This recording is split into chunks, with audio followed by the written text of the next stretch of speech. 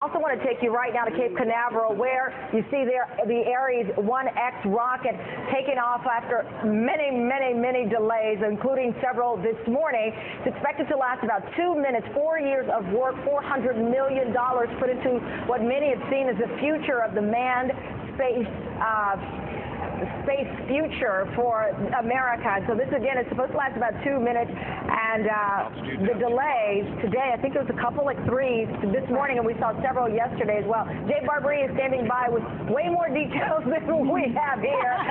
Jay, finally, this thing is taking off.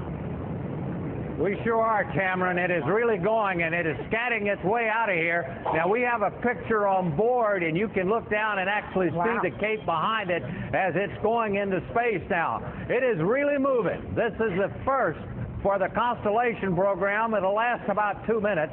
The idea here is, Cameron, that they will have a spacecraft named Orion on the top, and it could be carrying as many as 6 astronauts into orbit. But today, this first stage is the only stage that's going to be fired, and it looks, it's a lot like the stage that's used on the shuttles. We just lost the picture there. We got it back. We got it back. To us, guys.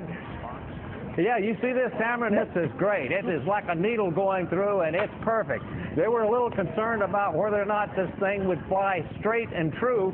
Well, by golly, she's flying straight and true, just right on course. And again, Jay, remind our audience of the significance or the importance of this Ares 1X. The X stands for experimental here. What are we trying to learn, or what is NASA trying to learn with this launch? 32 miles. Well, if they continue and develop this rocket, what they will be able to do is use this rocket to send our astronauts out of Earth orbit. We have been anchored in Earth orbit by a decision of President Nixon for 34 years. President Kennedy sent us to the moon, and here we are breaking away. It's over with, and it's been a perfect launch. And there it is, headed out over the Atlantic, and that's been the 2 minutes, Cameron. But if they go ahead, if President Obama decides to develop this rocket will be able to send astronauts into orbit, and with the assistance of a sister rocket, it'll be able to send them anywhere in our solar system. And people talk about going back to the moon. That's very important. But what is important, in 2029, we have an asteroid headed our way that's going to pass Earth by 18,000 miles. If that asteroid should hit us, it could take out the size of a state of New York. It could do tremendous damage. They're concerned about it, and you would need this type of rocket in order to get astronauts out there that could rendezvous with this asteroid, Cameron, and deflect it away from Earth. But Jay, back to you mentioned we need this type of a rocket, and this is what they're trying to develop. And you mentioned, though, the Obama administration, there are a lot of questions about funding and whether NASA will see more cuts, which thus would affect this experimental rocket program and others. That's true, Cameron, but you see, $3.2 billion has been spent on this rocket. $8.3 billion has already been spent on the Constellation program.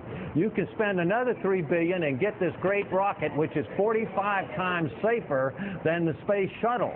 That's the key here. If they start all over again and they start redeveloping, it's not only going to cost a lot more money, it's going to cost time in 10 years before we'll be able to put astronauts on another rocket, and then we'll be renting, as taxes, we'll be renting the Soyuz spacecraft from the Soviets to get our astronauts to the space station. Now, President Obama is expected to really announce this in the State of the Union message. He has told our senior senator from Florida, Bill Nelson, that he is committed to continue a human space exploration program. So most people feel real good about what President Obama will do, that this will continue. But people talking about this cost $400 million today, that money has already been spent. And Jay, Monica here, let me just ask you a quick question in terms of, it seems that everything that you saw, this looks like a success to you. I assume NASA's also getting information back from the Ares as it's launched. Will we hear more from them? Does this look like a full, clear success to you at this point? It does, but they had 700 sensors on board, so they're going to have a lot more information than we can see with the naked eye. Yes, we're going to get all of this back. Right now, it looks like a great success because really, This is the 207th flight of this solid rocket. They just wanted to make sure it's the same one they use on the shuttle, Monica, but they just wanted to make sure that this configuration, as long as a football field, would fly perfectly, and it looked like it did. Well, you know what? Thanks for the enthusiasm, Jay, and the information. It is always a pleasure to have you as our guide through this. So finally, the Ares 1X took off, and it looks picture perfect, at least from this vantage point, but we'll see what more details NASA will deliver later today. Thank you very much, Jay. My pleasure, Tamara.